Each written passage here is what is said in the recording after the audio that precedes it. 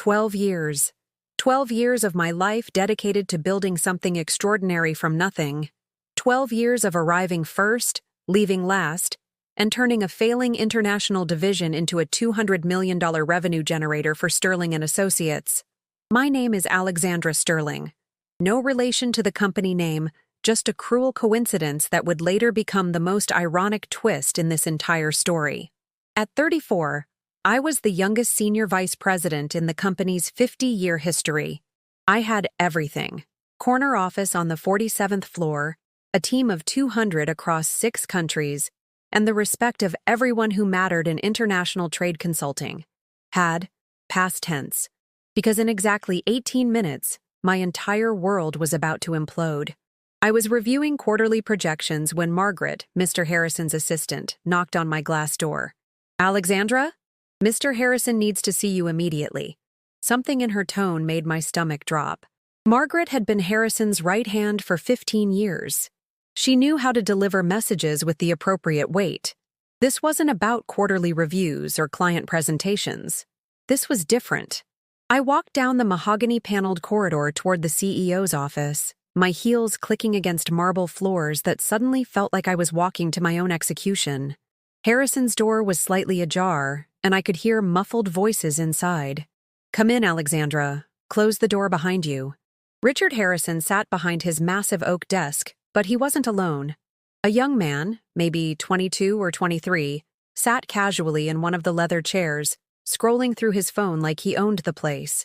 Designer clothes, expensive watch, that particular brand of confidence that comes from never having to prove yourself. Before I tell you exactly how this 18-minute meeting destroyed everything I'd built and led to the most satisfying corporate takedown you've ever heard, could you hit that like button and subscribe? Because what I'm about to share will show you how family nepotism can backfire in ways that cost millions. Literally. And trust me, you'll want to see how one phone call turned their genius nephew into their biggest nightmare. Alexandra, I'd like you to meet my nephew, Brandon Harrison Wells. Brandon just graduated from Harvard Business School, summa cum laude, and he's going to be taking over the international division. The words hit me like a physical blow. Taking over. Not joining, not assisting, not learning under my mentorship. Taking over. I'm sorry, Richard, but I don't understand. The international division is performing beyond all projections. We just secured the Yamamoto contract last month, $15 million over 3 years. Our client retention rate is 97%, and Alexandra. Harrison's voice cut through my defense like a knife. This decision has already been made. Brandon brings fresh perspective, innovative approaches, and frankly, the kind of forward-thinking leadership this division needs to stay competitive. I stared at this kid, because that's what he was, a kid, who hadn't looked up from his phone once during this conversation. He was literally playing some mobile game while my career was being dismantled. Fresh perspective? My voice was carefully controlled, but inside I was screaming. "Richard, I've increased international revenue by 340% in 12 years. I speak 4 languages. I have personal relationships with executives in 23 countries, and I've never missed a target. What exactly is the fresh perspective here?" Brandon finally looked up, sighing as if I was interrupting something important.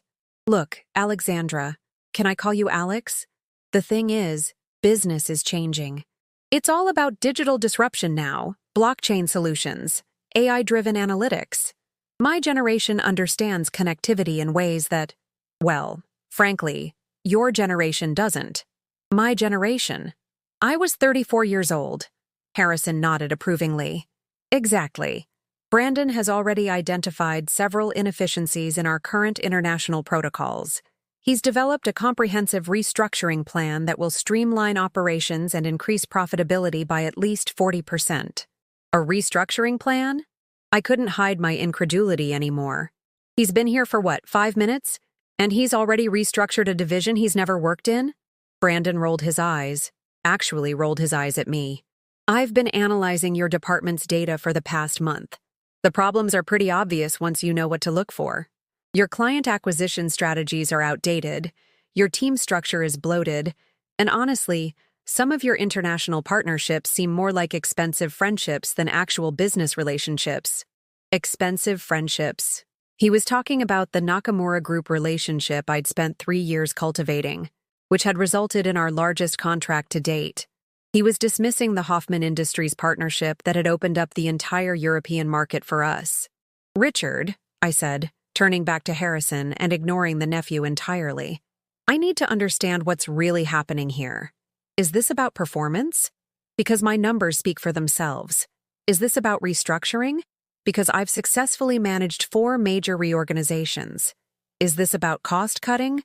Because my division generates more profit per employee than any other department in this company." Harrison shifted uncomfortably in his chair. For a moment, I saw something that might have been guilt flicker across his face. But then he straightened up, and his expression hardened. "Alexandra, you've done good work here. No one's questioning that. But sometimes organizations need to evolve, and that means making difficult decisions about leadership. Brandon represents the future of this company. He's hungry, he's innovative, and he's not set in his ways. Set in my ways." That's what 12 years of expertise had become, being set in my ways. "What exactly are you offering me?" I asked, though I already knew this conversation was heading nowhere good. "We'd like you to stay on as a senior consultant," Harrison said, not meeting my eyes. "You'd report to Brandon, help with the transition, share your institutional knowledge. The salary would be adjusted accordingly, of course, but you'd retain your benefits package. Report to Brandon. Share my institutional knowledge so he could take credit for everything I'd built. Watch him destroy relationships it had taken me years to establish. And get paid less for the privilege. Accordingly adjusted. What does that mean exactly?" Brandon smirked.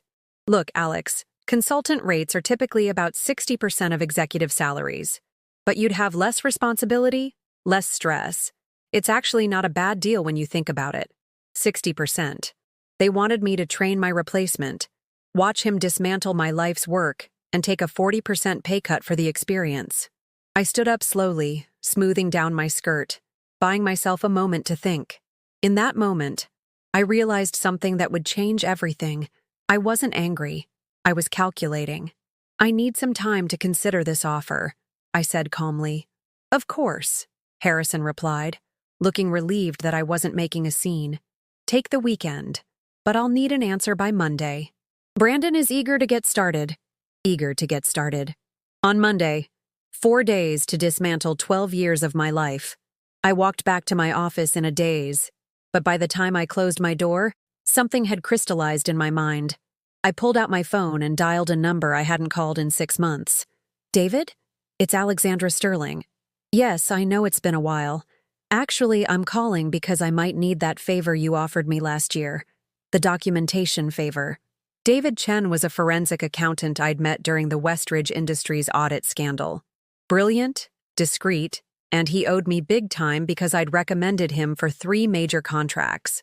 More importantly, he specialized in uncovering financial irregularities in family-owned businesses. David, hypothetically speaking, if someone wanted to understand the complete financial structure of a company, payroll, contracts, vendor relationships, family transactions, how long would that take? For someone with authorized access to the systems, maybe 72 hours for a comprehensive analysis. Why? I still had authorized access. As senior vice president, my credentials wouldn't be revoked until I officially left or was terminated. And technically, I hadn't been terminated. I'd been offered a demotion. "I'll call you back." I spent the rest of that Friday doing something I'd never done in 12 years. I left work at exactly 5 p.m., but I didn't go home. I went to a coffee shop 3 blocks away and started making phone calls.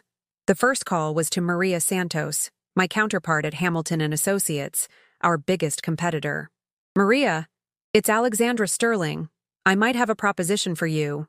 The second call was to my lawyer, Patricia Webb.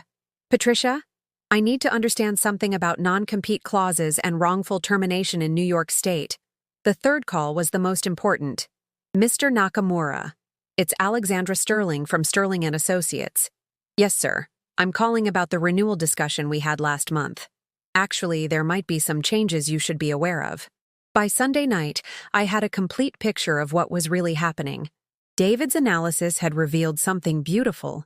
Brandon Harrison Wells had been on the company payroll for 8 months, drawing a $180,000 salary as a strategic development consultant while still in business school. He'd been charging personal expenses to company accounts, including a $40,000 research trip to Thailand that lasted 3 weeks. But that wasn't the beautiful part. The beautiful part was that Richard Harrison had been systematically siphoning money from client escrow accounts to cover his son's gambling debts. Brandon's father, Harrison's brother, owed $2.3 million to some very unfriendly people in Atlantic City. The nephew wasn't taking over because he was qualified. He was taking over because the family needed someone loyal in a position where they could continue their embezzlement without oversight. Monday morning arrived, and I walked into Harrison's office at exactly 9:00 a.m., carrying a leather portfolio and wearing my favorite suit, the navy blue Armani I'd bought to celebrate my first $10 million contract. "Richard, I've made my decision about the consultant position." He leaned back in his chair, confident that desperation would have driven me to accept their insulting offer. "I'm glad to hear it, Alexandra. I think you'll find working with Brandon to be a refreshing change of pace." I opened my portfolio and placed a single sheet of paper on his desk. "This is my resignation letter, effective immediately." His face went pale. "Alexandra, let's not be hasty. I'm sure we can negotiate the terms. I'm also filing a wrongful termination lawsuit this afternoon, along with a discrimination complaint with the EEOC regarding systematic gender bias in executive promotions." "Now wait just a minute. I'm not finished." I placed a second document on his desk. "This is a complete analysis of all financial transactions in the international division for the past 8 months, including some very interesting patterns in vendor payments and escrow account transfers." Harrison's hands were actually shaking now. "Alexandra, I think there might be some misunderstanding. The third document is a letter from the Nakamura Group, officially terminating their $15 million contract due to changes in leadership personnel. They've decided to take their business to Hamilton and Associates instead." I placed a fourth paper on the growing pile. "This is a similar letter from Hoffman Industries. $8 million also going to Hamilton." A fifth document. "Petrov Manufacturing, $12 million. A sixth. The Australian Maritime Group, $6 million. "Stop," Harrison whispered. "Please, Alexandra, we can work this out." "The seventh document," I continued, placing the final paper on his desk, "is my new employment contract with Hamilton and Associates, where I'll be senior partner in charge of their new international acquisitions division. My starting salary is $420,000, plus equity, plus performance bonuses." Harrison stared at the papers like they were written in a foreign language. "You can't do this. You have a non-compete clause." "Actually, I don't. You see, when you demoted me to consultant, you fundamentally altered my employment agreement. Patricia Webb, you remember Patricia, your former law partner before you fired her last year? She found some very interesting loopholes in how you've been handling executive contracts." I stood up, smoothing my skirt again, and looked at Richard Harrison for what I knew would be the last time. "Oh, and Richard, you might want to have your accountant review those escrow transactions before the SEC does their audit next month. Just a friendly suggestion." I turned to walk toward the door, and as I reached for the handle, Harrison's voice stopped me. "How?" he whispered. "How did you know?" I turned back with a smile I'd been saving for 12 years. "You taught me everything I know about building relationships and gathering intelligence. The only mistake you made was assuming I'd only use those skills for your benefit." I walked out of that office, down that mahogany corridor, and into the elevator for the last time. As the doors closed, I heard Harrison screaming for Margaret to get his lawyer on the phone. The elevator descended 47 floors, and with each floor, I felt lighter. By the time I reached the lobby, I was practically floating. I walked outside into the crisp October morning, pulled out my phone, and made one final call. "Patricia, it's Alexandra." "Yes, it's done." "No, it went exactly as we planned." "What?" "Oh yes, his face was priceless. But this story doesn't end in the lobby of Sterling and Associates. This story is just getting started, because what happened over the next 6 months made my resignation look like a gentle breeze before a Category 5 hurricane. You see, I had one more stop to make before my first day at Hamilton and Associates. I drove to a small office building in Queens, far from the gleaming towers of Manhattan. Inside, behind a door marked Chen Forensic Consulting, David was waiting for me with 3 boxes of documents and a laptop. Alexandra, you're going to want to sit down for this. For the past month, while I was being humiliated in boardrooms and watching my career get handed to an unqualified nepotism hire, David had been conducting the most thorough financial investigation of my career. What he'd found went far beyond embezzlement. Richard Harrison isn't just stealing from escrow accounts, David said, opening the first box. He's been running a sophisticated money laundering operation through your international division for at least 5 years. My blood went cold. What do you mean, through my division? Those vendor payments you've been approving? The ones for international consulting services and foreign market research? Half of them are shell companies. The money gets transferred overseas, cycled through multiple accounts, and comes back clean. David spread bank statements across his desk like a dealer shuffling cards. The Yamamoto contract you mentioned? The $15 million deal you were so proud of? It's partially fabricated. Real client, real project, but inflated by $6 million to create additional funds for washing. I stared at the documents, my mind racing. David, are you telling me I've been unknowingly facilitating money laundering for 5 years? You've been signing the paperwork, but you weren't supposed to know. That's why they always needed your signature specifically. You were the fall guy. If this ever came to light, you'd be the one who authorized the payments. The room spun around me. Not only had they stolen my career, they'd been setting me up to take the fall for federal crimes. There's more, David continued. The nephew isn't just incompetent and entitled. He's desperate. His father, Harrison's brother, doesn't just owe money to Atlantic City casinos. He owes $2.3 million to the Kowalski family. I'd heard that name before. The Kowalskis weren't the kind of people who accepted payment plans. Brandon was supposed to take over your division to keep the money flowing and pay off the debt. But here's the beautiful part. Without your signature authority and client relationships, the whole operation falls apart. They needed you complicit, not gone. I leaned back in my chair, pieces clicking into place like a complex puzzle solving itself. So when I resigned, you didn't just quit a job. You nuked their entire criminal enterprise. David opened his laptop and showed me a spreadsheet that looked like something from a CIA briefing. I've documented everything. Shell companies, fake invoices, money trails, the works. But Alexandra, there's something else you need to know. He opened the second box, revealing hundreds of printed emails and documents. I found these in the backup servers. Harrison has been planning to pin everything on you for months. My hands trembled as I read email after email discussing how to frame me for the money laundering, how to make it look like I was the mastermind, how to destroy my credibility before I could expose them. One email, dated just 3 weeks ago, made my stomach turn.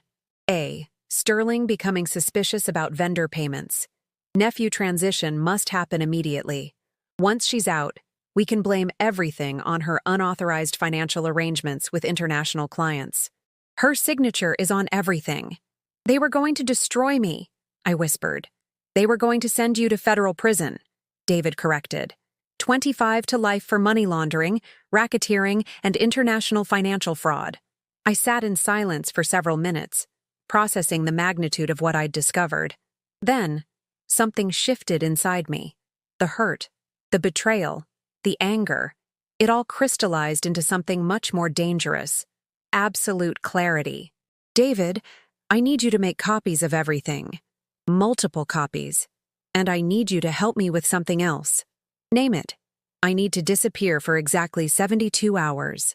That Tuesday morning, while Brandon Harrison Wells was sitting in my former office, trying to figure out how to access client databases he'd never been trained on, I was in a hotel room in Philadelphia with Patricia Webb and 2 FBI agents. Ms. Sterling, Agent Jennifer Morrison said, "We've been investigating Sterling and Associates for 8 months as part of a larger organized crime task force. Your evidence doesn't just confirm our suspicions, it completes our case." Agent David Chang spread photos across the hotel room table. The Kowalski family has been using legitimate businesses to launder money from their trafficking operations. Sterling and Associates was their crown jewel. High-volume international transactions, respected reputation, and an executive who unknowingly provided perfect cover. I stared at surveillance photos of Richard Harrison meeting with men I didn't recognize in parking garages and restaurant back rooms. So I really was just a signature on their paperwork. You were their insurance policy, Morrison explained. If the investigation ever got close, you'd be the sacrifice. A respected executive gone rogue, stealing from her own clients to fund a lavish lifestyle. Your international travel, your client relationships, your access to accounts. It would have been a perfect frame job. Patricia leaned forward. But now you're our key witness. And Alexandra, with your testimony and David's financial analysis, we can bring down the entire network. What do you need from me? Agent Chang smiled grimly. We need you to go back to work. Wednesday morning, I walked into Hamilton and Associates as their new senior partner, but I was wearing a wire and carrying a briefcase full of FBI-approved documents. My job was simple. Be spectacular at my new position while secretly documenting every attempt Sterling and Associates made to contact me, threaten me, or implicate me in their crimes. It didn't take long. Thursday afternoon, my phone rang. Richard Harrison, his voice tight with panic. Alexandra, we need to talk. There are some irregularities in the international accounts that we need your help resolving. I'm sorry, Richard, but I don't work for Sterling and Associates anymore. You'll need to have your current international division head handle any irregularities. Alexandra, please. There are some vendor payments that you authorized that we can't seem to trace. The auditors are asking questions. There it was. The setup. The attempt to pull me back in so they could blame me for their crimes. Richard, I authorized payments to vendors that your accounting department verified and your CFO approved. If there are problems with those payments, that's an internal matter for Sterling and Associates. Alexandra, listen to me very carefully. His voice turned threatening. You signed those authorizations. If there are problems, if money is missing, if the FBI starts investigating, your signature is on every single transaction. Are you threatening me, Richard? I'm warning you. Cooperate with us on cleaning this up, or when the federal agents come knocking, we'll make sure they know exactly who authorized those payments. I looked across my new office at Agent Morrison, who was listening to every word through my wire and giving me a thumbs up. Richard, I think this conversation is over. Alexandra, you have 24 hours to call me back and arrange a meeting, or I promise you'll regret it. He hung up. Morrison was grinning. Perfect. We got everything we needed. Friday morning, the hammer fell. I was in my Hamilton and Associates office, actually working on legitimate international contracts, when my assistant buzzed me. Ms. Sterling, there are federal agents here to see you. I walked to the lobby, where Agent Morrison was waiting with what appeared to be half the FBI's white-collar crime division. Ms. Sterling, we have a warrant to search Sterling and Associates. We'd like you to accompany us as a consulting witness. The caravan of black SUVs pulling up to Sterling and Associates at 10:47 a.m. was something out of a movie. 23 federal agents, 6 accountants, and 1 former senior vice president walked through the marble lobby I'd crossed for the last time just 4 days earlier. The elevator ride to the 47th floor felt like ascending to watch my own vindication. Harrison's secretary, Margaret, looked like she'd seen a ghost when we stepped off the elevator. Ms. Sterling? What's happening? Federal investigation, Margaret. You might want to call your own lawyer. We walked down that familiar mahogany corridor, but this time I was leading federal agents to the office where I'd been humiliated and betrayed. Richard Harrison looked up from his desk as 23 badges appeared in his doorway. His face went from confusion to recognition to absolute terror in about 3 seconds. Richard Harrison, you're under arrest for money laundering, racketeering, conspiracy to commit fraud, and obstruction of justice. As Agent Chang read him his rights, Harrison's eyes found mine across the room. You, he whispered. You did this. I walked over to his desk, the same desk where he'd told me I was being replaced by his unqualified nephew, and looked down at him as the handcuffs clicked into place. Richard, you taught me that in business. Information is power.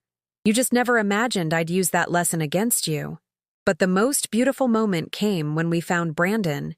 He was in my former office, my office, playing the same mobile game he'd been playing during my termination meeting. When federal agents burst through the door, he actually looked annoyed. "Excuse me, I'm in the middle of something important here." Agent Morrison showed her badge.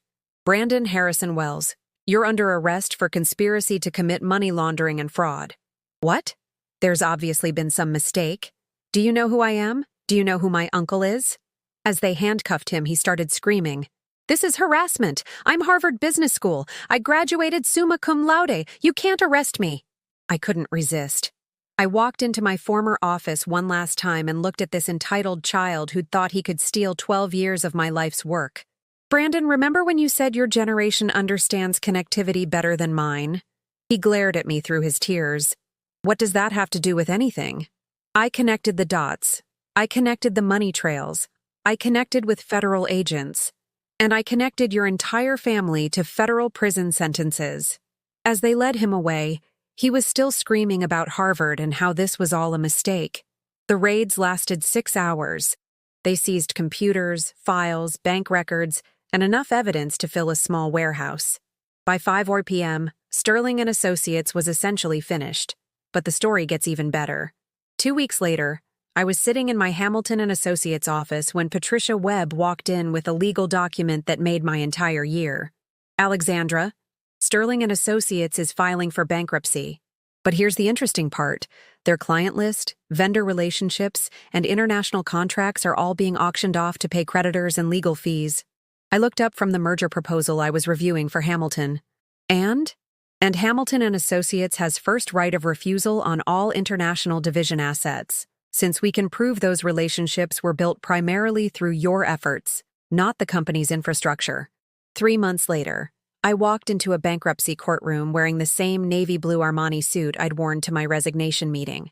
This time, instead of placing documents on Richard Harrison's desk, I was placing a winning bid on everything he'd tried to take from me.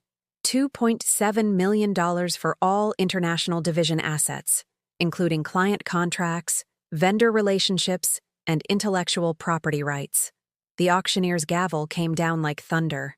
Sold to Hamilton and Associates. I turned around in my seat and looked at Richard Harrison, who was sitting in the gallery wearing an orange jumpsuit and federal custody shackles. He mouthed 2 words at me. "I'm sorry." I mouthed 2 words back. Too late. 6 months after walking out of Sterling and Associates as a disgraced former executive, I walked back in as the new owner. The first thing I did was have the lobby sign changed from Sterling and Associates to Hamilton International Consulting, Sterling Division. The second thing I did was frame my original termination letter and hang it in the executive conference room with a small plaque that read, "Best decision they ever made." Richard Harrison was sentenced to 15 years in federal prison. Brandon got 7 years and will be eligible for parole in 4. The Kowalski money laundering network was completely dismantled, resulting in 23 additional arrests. And me? I'm now senior managing partner of the fastest-growing international consulting firm on the East Coast. My salary is $520,000. My office takes up half the 47th floor, and my client list reads like a who's who of Fortune 500 international operations. But the sweetest revenge of all? 3 weeks ago, I got a letter from federal prison, Richard Harrison, asking if I'd consider hiring him as a consultant when he gets out in 2038. I wrote back with just 2 words, "Not interested." Because sometimes, the best revenge isn't getting even. It's getting everything. But I haven't told you the complete truth yet. You see, everything I've shared with you, the resignation, the FBI investigation, the dramatic takedown, that was just the finale of a much longer game. A game I'd been playing for 3 years. Let me take you back to where this really began. It was March 15, 2021, when I first discovered Richard Harrison wasn't the man I'd respected for 9 years. I was working late, as usual, when I noticed a discrepancy in the Hoffman Industries payment schedule. A $50,000 consulting fee that didn't match any contract I'd authorized. Most people would have assumed it was an accounting error. Most people would have forwarded the discrepancy to finance and forgotten about it. But I'd learned long ago that in international business, small inconsistencies often hide massive problems. I spent that weekend digging deeper, using my access credentials to trace the payment through our banking system. What I found made my blood run cold. The consulting fee had been paid to a shell company in the Cayman Islands, which immediately transferred the money to another account in Switzerland, which then wired it to a private account in Atlantic City. I wasn't looking at an accounting error. I was looking at the first thread of what would become a $15 million money laundering operation. That Monday morning, I made a decision that would define the next 3 years of my life. Instead of confronting Harrison immediately, I decided to document everything. I opened a safety deposit box at a bank across town. I bought a secure external drive. And I started keeping meticulous records of every suspicious transaction, every questionable vendor payment, every off-the-books meeting I witnessed. For 3 years, I played the role of the loyal, hard-working senior vice president while secretly building the most comprehensive criminal case file you've ever seen. Every vendor invoice I signed, I photographed. Every suspicious email I received, I forwarded to a personal account. Every overheard conversation about special arrangements with clients, I documented with dates, times, and witnesses. I wasn't just collecting evidence. I was strategically positioning myself as the indispensable executor of their scheme while maintaining complete deniability. Every signature they needed, every authorization they required, every client relationship they depended on, it all flowed through me, and I made sure it stayed that way. When David Chen conducted his investigation after my demotion, he wasn't discovering the money laundering for the first time. He was organizing 3 years of evidence I'd already collected into a format the FBI could use. When I made those phone calls to clients after learning about Brandon's promotion, I wasn't desperately trying to save my career. I was activating a contingency plan I'd been developing for 18 months. When I walked into that hotel room in Philadelphia to meet with FBI agents, they weren't strangers who'd been investigating Sterling and Associates. They were federal agents I'd been feeding information to for 8 months through David's consulting work. You see, I'd learned something important about Richard Harrison during my first year working for him. He was a man who confused loyalty with stupidity. He assumed that because I worked hard and generated results, I wasn't paying attention to what he was doing. He thought dedication meant blindness. He was wrong about both. Now, let me tell you what really happened in the weeks and months after I walked out of Sterling and Associates for the last time, because the chaos that followed was even more spectacular than you might imagine. Brandon Harrison Wells' first day as Senior Vice President of International Operations was Tuesday, October 12th. I know this because I was sitting in my new office at Hamilton and Associates, monitoring the Sterling and Associates employee directory every hour, watching as staff members began updating their LinkedIn profiles with alarming frequency.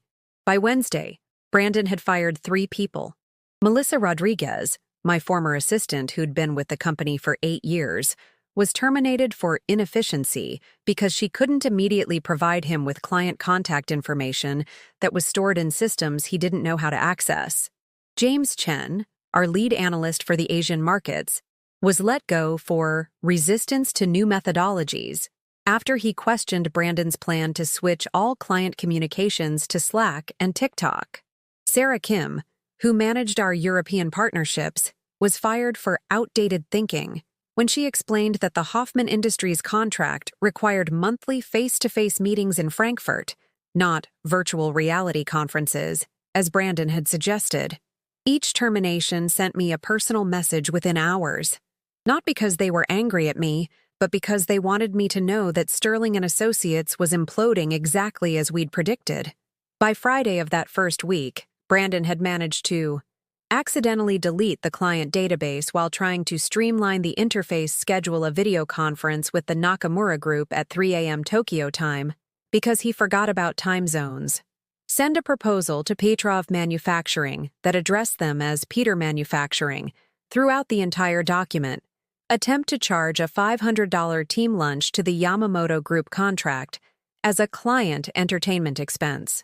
But the masterpiece of that first week was Brandon's introduction email to all international clients. I'd been CC'd on the message because my email address was still in the system, and I actually had to step away from my desk because I was laughing so hard.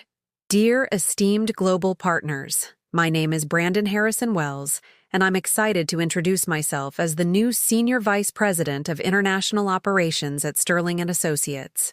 I'm a Harvard Business School graduate with cutting-edge expertise in digital transformation, blockchain solutions, and AI-driven market analytics.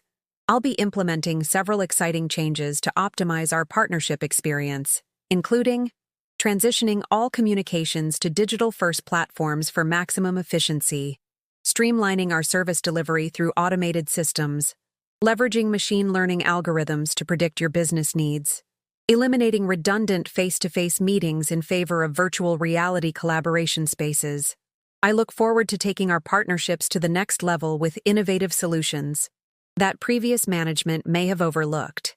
Best regards, Brandon Harrison Wells, Senior Vice President, International Operations, Sterling & Associates. I forwarded that email to every client contact I'd cultivated over 12 years, along with a simple note. I thought you should see this. If you have any concerns about the direction of your partnership with Sterling & Associates, please don't hesitate to reach out to me directly at Hamilton & Associates. The responses started coming within hours. Hiroshi Nakamura called me personally. Alexandra-san, what is the meaning of this communication? Virtual reality collaboration spaces? We are a traditional manufacturing company. We make steel components, not video games. Klaus Hoffmann was more direct. Alexandra, who is this child? And why is he telling me that face-to-face meetings are redundant? We've been doing business in person for 4 years. It's the foundation of our partnership. Maria Petrov was the most eloquent. My dear Alexandra, I received the strangest email today from someone claiming to represent Sterling & Associates. Is this some kind of joke? Because if so, it's not funny. If it's not a joke, then I'm very concerned about the future of our business relationship. By the end of week 1, I had received personal calls from 14 major Sterling & Associates clients, all asking the same question. What the hell is happening over there? Brandon's second week was when things went from amusing to catastrophic. On Monday, he decided to optimize the Yamamoto Group contract by suggesting they switch from their current steel specifications to a more cost-effective alternative. The problem? The alternative steel he suggested was completely unsuitable for their manufacturing process and would have resulted in structural failures in their final products. Hiroshi Nakamura didn't just call Sterling & Associates to complain. He called his lawyer. By Tuesday afternoon, Sterling & Associates was facing a $2.3 million lawsuit for breach of contract and professional negligence. On Wednesday, Brandon attempted to renegotiate the Hoffman Industries payment schedule without understanding the currency hedging arrangements I'd spent 6 months structuring. His simplified approach would have cost Hoffman an additional $400,000 in exchange rate fluctuations. Klaus Hoffman didn't threaten to sue. He did something worse. He called Richard Harrison directly and demanded an explanation for why an unqualified intern was destroying their partnership. On Friday, the Petrov manufacturing disaster reached its peak. Brandon had been trying to modernize their supply chain logistics by implementing a new tracking system. The only problem? The system he'd chosen wasn't compatible with Petrov's existing infrastructure, and attempting to integrate it had corrupted 3 months of shipping data. Maria Petrov's Friday afternoon call to Richard Harrison was 37 minutes of fury in heavily accented English that could be heard through his office door from the elevator lobby. By the end of week 2, Sterling & Associates had lost 1 major contract, faced 2 lawsuits, and had 8 clients formally requesting alternative account management arrangements. I spent that weekend in my Hamilton & Associates office, not because I had to work, but because I was having too much fun monitoring the chaos through my remaining contacts inside Sterling & Associates. Margaret, Richard Harrison's longtime assistant, had been secretly forwarding me updates since my second day at Hamilton. Not because she was disloyal, but because she'd watched me build the international division from nothing, and was horrified at what Brandon was doing to 12 years of my work. Her Friday evening email was a masterpiece of professional understatement. Alexandra, Mr. Harrison spent most of today in emergency meetings with legal and finance. Brandon was crying in the break room at 4 p.m. 3 more clients called threatening to terminate their contracts. I've been asked to prepare termination paperwork for Brandon, but apparently they can't fire him because of family considerations. Also, the FBI called and scheduled a meeting for Monday morning. They want to review financial irregularities in the international division. Mr. Harrison asked me to gather all documentation related to vendor payments from the past 2 years. I thought you should know. Margaret. The FBI meeting. It was happening. Monday, November 1st was the day Richard Harrison learned that loyalty is a two-way street, and he'd been driving in the wrong direction for 3 years.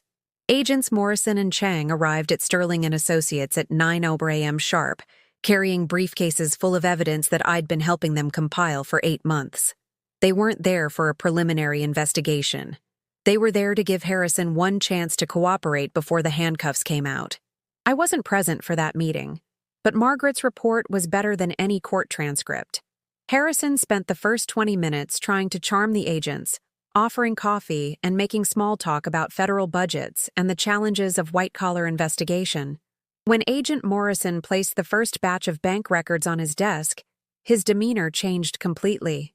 "Mr. Harrison," she said, "we need to discuss some irregularities in your international division's vendor payments." Harrison's response was textbook denial. "I'm sure there's been some misunderstanding. Our accounting department handles all vendor relationships according to strict corporate protocols." Agent Chang opened his briefcase and spread out photographs of Harrison meeting with known associates of the Kowalski family in parking garages, restaurants, and hotel lobbies. "Mr. Harrison, we have documented evidence of your participation in a money laundering operation spanning 5 years. We have bank records, email communications, witness testimony, and financial analysis proving that Sterling and Associates has been used to process over $15 million in illegal funds." That's when Harrison threw me under the bus.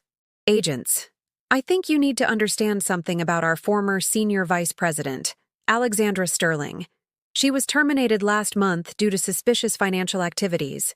All of those vendor payments you're questioning? Every single one was authorized by her. Every bank transfer, every offshore account transaction, every questionable contract, it all went through her office." Agent Morrison looked up from her notes with an expression that Margaret described as barely controlled amusement. "Mr. Harrison, are you telling us that Alexandra Sterling was responsible for the money laundering operation?" "I'm telling you that she had complete autonomy over international financial operations. She could authorize payments, establish vendor relationships, and manage client escrow accounts without oversight. If money was being laundered through our international division, she would have been the only person with the access and authority to facilitate it." Agent Chang leaned forward. "That's interesting, Mr. Harrison, because Alexandra Sterling has been our primary cooperating witness for the past 8 months. The silence that followed was so complete that Margaret could hear Harrison's desk clock ticking from the outer office. "She's been providing us with documented evidence of your criminal activities since February. Bank records, email communications, photographs of meetings, recordings of conversations. 3 years' worth of evidence that she collected while you assumed her loyalty meant blindness." Harrison's face went white, then red, then a shade of purple that Margaret had never seen on a human being before. "That's impossible. Alexandra was completely loyal. She worked 12-hour days. She never questioned my decisions. She was building a federal case against you," Agent Morrison interrupted. "And thanks to her cooperation, we have enough evidence to charge you with money laundering, racketeering, conspiracy, obstruction of justice, and about 15 other federal crimes." The meeting lasted another hour, during which Harrison learned that his phone had been wiretapped for 6 months. His bank accounts were frozen as of that morning. His passport had been flagged, preventing international travel. Sterling and Associates was facing immediate federal asset seizure. His nephew Brandon was also under investigation for conspiracy charges, but the final blow came when Agent Chang placed one last document on Harrison's desk. "Mr. Harrison, this is a recording device that Ms. Sterling wore during her termination meeting with you and Brandon last month. Everything you said about her performance issues and everything Brandon said about fresh perspective and outdated thinking, we have it all on tape. Why? Harrison whispered. Why would she do this to me? I gave her everything. I promoted her. I trusted her with my most important clients. I treated her like family. Agent Morrison stood up, gathering her documents. Mr. Harrison, you treated her like a scapegoat. The difference is that she was smart enough to see it coming. As the agents left, Harrison sat alone in his office, staring at the photographs of himself with known criminals, and finally understanding that the woman he'd underestimated for 12 years had been playing chess while he was playing checkers. But the story was just beginning. November was the month I systematically dismantled everything Richard Harrison had built over 50 years. With Sterling and Associates paralyzed by federal investigation, and Brandon still nominally in charge of the international division, their clients were desperate for stability. I didn't have to steal them. They practically threw themselves at me. The Nakamura Group was first. Hiroshi called me on November 3rd. Alexandra-san, we have decided to terminate our relationship with Sterling and Associates. The young man they assigned to our account lacks both competence and respect for our business traditions. We would be honored if Hamilton and Associates would consider managing our North American operations. $15 million, just like that. Hoffman Industries followed on November 8th. Klaus was more direct. Alexandra, we've worked together for 4 years. I trust you, not some company letterhead. Where you go, our business goes. $8 million. Petrov Manufacturing didn't even call. Maria simply showed up at Hamilton and Associates on November 12th with a bottle of vodka and a new contract. My dear Alexandra, life is too short to work with idiots. Let's drink to new partnerships. $12 million. By the end of November, I had personally transferred $47 million in contracts from Sterling and Associates to Hamilton and Associates. But the crown jewel was still coming. December brought the most satisfying client acquisition of my entire career, the Australian Maritime Group. AMG was Sterling and Associates' largest international client, worth $18 million annually in consulting fees. Their relationship with Sterling went back 23 years, predating my employment by a decade. If there was one client I thought I'd never be able to move, it was AMG. I was wrong. On December 15th, I received a call from Robert McKenzie, AMG's CEO and a man I'd worked with for 8 years. Alexandra, we need to talk. Can you fly to Sydney? 2 days later, I was sitting in Mackenzie's office overlooking Sydney Harbor, drinking coffee and watching him flip through a folder thick enough to use as a doorstop. Alexandra, we've been doing some internal auditing of our relationship with Sterling and Associates, and we've discovered some very troubling irregularities. He opened the folder and showed me documents I recognized immediately: vendor invoices, consulting agreements, and payment authorizations that were part of Harrison's money laundering scheme. 3 years ago, Sterling and Associates billed us for $400,000 in specialized maritime consulting services from a company called Pacific Trade Solutions. We paid the invoice because it was authorized by you, and we trusted your judgment. My stomach dropped. Robert, We tried to contact Pacific Trade Solutions last month for follow-up consulting work. The company doesn't exist. It never existed. The address on their invoice is a post office box in Hong Kong that was closed 2 years ago. I stared at the invoice, my own signature clearly visible at the bottom. Harrison had used me to steal from my own clients. There are 17 similar transactions over the past 3 years, Mackenzie continued. Fake consulting companies, non-existent services, fraudulent invoices, all bearing your authorization. Alexandra Sterling and Associates has stolen nearly $2 million from us using your signature. Robert, I had no idea. He held up his hand. We know you didn't. We've been investigating this for 2 months, and everything points to systematic fraud orchestrated by Richard Harrison. You were clearly being used as an unwitting accomplice. Mackenzie leaned back in his chair. We could sue Sterling and Associates for the stolen money, but frankly, they're about to be bankrupt anyway. What we want to know is, are you willing to help us recover what we've lost? I spent the next 3 hours walking Mackenzie through everything I'd discovered about Harrison's criminal operation. I showed him the evidence David Chen had compiled, explained the FBI investigation, and revealed my role as a cooperating witness. When I finished, Mackenzie was quiet for several minutes. Alexandra, AMG has been in business for 74 years. We've survived economic depressions, world wars, and industry consolidation, but we've never had a business partner steal from us so systematically while hiding behind the reputation of someone we trusted. He stood up and walked to his window, looking out at the harbor where AMG's shipping fleet was anchored. We're terminating our relationship with Sterling and Associates effective immediately. But more than that, we want to partner with Hamilton and Associates on something much bigger. He turned back to me with an expression I'd never seen before, determination mixed with barely controlled anger. We want you to help us destroy them completely. January 2022 was when Brandon Harrison Wells finally revealed his true character under pressure. With Sterling and Associates bleeding clients and facing federal investigation, Brandon was desperate to prove he could salvage the international division. His solution was to double down on the same reckless behavior that had started the avalanche. On January 8th, he made the decision that would seal his fate. He started gambling with client money. It began with the Morrison Industries escrow account. Morrison had deposited $800,000 for a 6-month consulting project, money that was supposed to sit in a protected account until project milestones were met. Brandon saw that money sitting there and convinced himself he could temporarily borrow $50,000 for a sure-thing investment opportunity. The sure thing was a poker game in Atlantic City. He lost the $50,000 in 4 hours.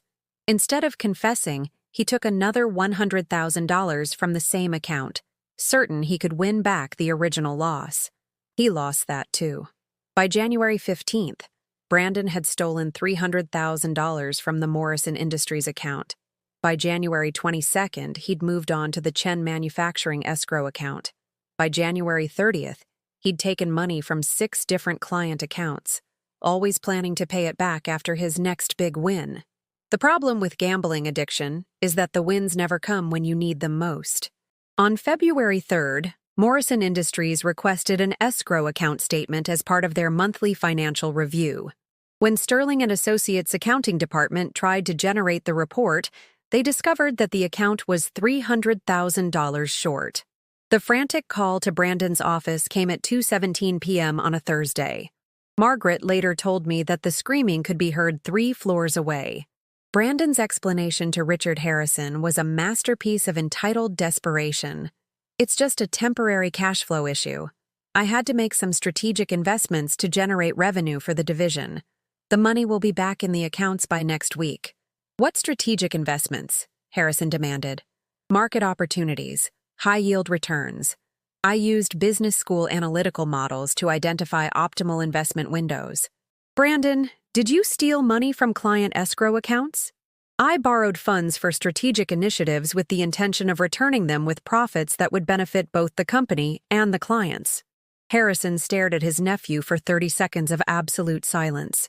You gambled away client money. I engaged in calculated financial speculation. That's when Harrison learned something important. Federal agents don't care how you phrase embezzlement. The FBI raid on February 7th was even more spectacular than the first one. This time, they weren't just looking for money laundering evidence. They were investigating active embezzlement of client funds. I watched from my Hamilton and Associates office as news helicopters circled Sterling and Associates building, and federal agents carried out boxes of evidence. By evening, Brandon Harrison Wells was in federal custody, charged with wire fraud, embezzlement, and conspiracy to commit money laundering. But the best part came later that night, when Margaret called me with the detail that made my entire year. Brandon had been arrested while playing online poker in his office, using stolen client money to buy into a $10,000 tournament. When the FBI agents walked in, he actually asked them to wait 5 minutes so he could finish his hand. He was holding a pair of 2s. The February 15th FBI raid was different from the previous searches. This time, they came with computer forensics specialists, banking investigators, and enough evidence to charge everyone from Richard Harrison down to the office receptionist.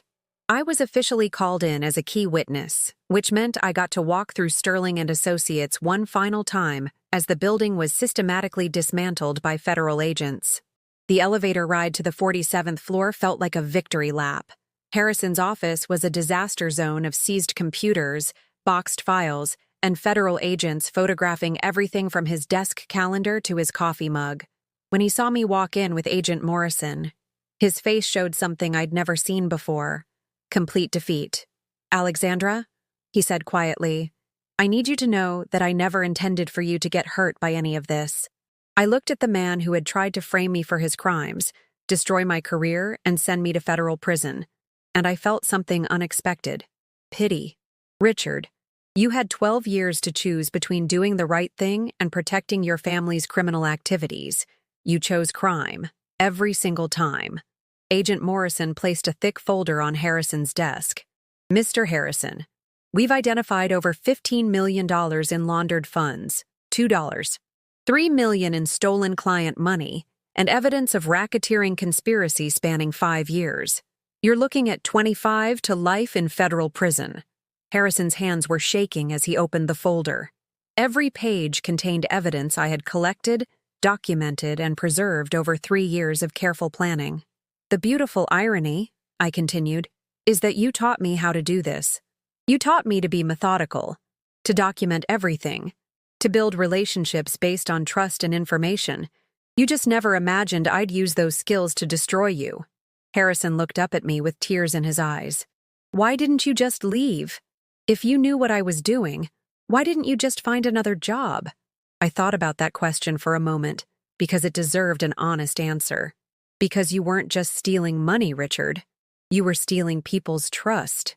Your clients trusted you with their businesses, their livelihoods, their families' futures. Your employees trusted you with their careers. I trusted you with 12 years of my life." I walked over to his window and looked out at the Manhattan skyline, the same view I'd admired from my office for so many years. "You betrayed all of us. And worse, you tried to make me complicit in that betrayal. So no, I wasn't just going to leave. I was going to make sure you paid for every lie, every stolen dollar, every destroyed life." Agent Morrison stood up. "Mr. Harrison, you have 48 hours to consider our plea agreement offer. After that, we proceed to trial with all charges." As we walked out of his office, Harrison called my name one last time. "Alexandra, what happens to Sterling and Associates now?" I turned back with the smile I'd been saving for 3 years. "Richard, there is no Sterling and Associates anymore. There's just a building full of evidence and a bankruptcy court date." The Sterling and Associates bankruptcy auction was held on March 15, 2022, exactly 1 year after I'd first discovered Richard Harrison's criminal activities. I arrived at the courthouse wearing my navy blue Armani suit and carrying a briefcase full of financing documents from Hamilton and Associates. But I wasn't there just to bid on assets. I was there to watch Richard Harrison lose everything he'd built over 50 years. The auction began at 10 a.m. with office furniture and equipment. Desk chairs, conference tables, computers, phones, all the physical infrastructure of the company being sold to cover legal fees and victim restitution. At 11:30 a.m., they auctioned the intellectual property, client lists, vendor relationships, proprietary consulting methodologies, and brand trademarks. This was what I'd come for. Next item, Sterling and Associates International Division client contracts, vendor relationships, and associated intellectual property. Opening bid is $500,000. I raised my hand. $2.7 million. The auctioneer looked surprised. "Did you say $2.7 million, ma'am?" "That's correct." The courtroom fell silent. My bid was more than 5 times the opening price and higher than the estimated value of everything else being auctioned combined. "Any other bids?" the auctioneer asked. Silence. "Going once? Going twice?" "Sold to Hamilton and Associates for $2.7 million. I turned around in my seat and saw Richard Harrison sitting in the gallery, wearing his orange prison jumpsuit and federal custody chains. Our eyes met across the courtroom, and I gave him a small nod of acknowledgement. I had just purchased everything he'd tried to take away from me. But the auction wasn't over. At 1 p.m., they brought out the final item, the Sterling and Associates corporate name and trademark. Opening bid for Sterling and Associates corporate identity and trademark rights, $50,000. I raised my hand again. $200,000. This time, there was an audible gasp from the gallery. I was paying 4 times the opening bid for the name of a company that was synonymous with federal crimes and bankruptcy. Sold to Hamilton and Associates for $200,000. After the auction, Patricia Webb found me in the courthouse lobby. Alexandra, I have to ask, why did you buy the Sterling and Associates name? You could have just taken the client lists and intellectual property. Why do you want the name of a disgraced company? I smiled and pulled out a document I'd been keeping in my briefcase for 6 months. Patricia, I want you to file corporate name change paperwork for Hamilton and Associates International Division. She read the document and started laughing. You're brilliant. What's the new name going to be? Agent Morrison asked, having overheard our conversation. I looked back through the courthouse doors at Richard Harrison being led away in chains, then up at the Manhattan skyline, where I'd spent 12 years building something extraordinary. Sterling International Consulting, I said. It's time the name finally matched the person who built the company. Today, 18 months after walking out of Sterling and Associates as a supposedly disgraced former executive, I'm sitting in my corner office on the 52nd floor of One World Trade Center. The nameplate on my door reads, Alexandra Sterling, CEO and founder, Sterling International Consulting. My company generates $73 million in annual revenue. We have 340 employees across 12 countries. Our client list includes 89 Fortune 500 companies, and our client retention rate is 99.2%. But the numbers don't tell the whole story. The whole story is that every single person who tried to destroy my career is now serving federal prison time. Richard Harrison got 22 years. Brandon got 9 years. The Kowalski family money laundering network was completely dismantled, resulting in 47 arrests and $127 million in seized assets. The whole story is that every client who trusted me followed me to my new company, and our business has grown by 340% in 18 months. The whole story is that Margaret, my former assistant from Sterling and Associates, now works as my executive vice president. Melissa Rodriguez is my director of client relations. James Chen runs our Asian markets division. Sarah Kim manages all European operations. We didn't just survive Richard Harrison's betrayal. We used it to build something better than what we'd lost. But the most satisfying part of this whole story isn't the money, the success, or even the revenge. The most satisfying part happened last week when I got a call from Hiroshi Nakamura. Alexandra-san, we have been approached by a consulting firm claiming to be the new Sterling and Associates. They say they have acquired all the assets and client relationships from the original company and want to resume our business partnership. Should we be concerned? I laughed so hard I had to put the phone on mute. Mr. Nakamura, you're talking to the new Sterling and Associates. I am Sterling International Consulting now. And no, you should not be concerned. You should be very, very happy. Because sometimes, the best revenge isn't getting even. Sometimes it's becoming everything they said you could never be. And sometimes, the name on the door finally matches the person who actually built the empire. Final twist. Richard Harrison was released early from federal prison last month after serving only 15 years of his 22-year sentence. His first week out of prison, he applied for a consultant position at Sterling International Consulting. I personally reviewed his application. I wrote back with just 2 words: position filled. Because the position of CEO was filled by the woman who actually deserved it all along. The lesson isn't about revenge. It's about recognizing your worth, documenting everything, and never underestimating someone who's been underestimated their entire career. Sometimes the quiet ones aren't quiet because they don't have anything to say. Sometimes they're quiet because they're listening, learning, and planning something extraordinary.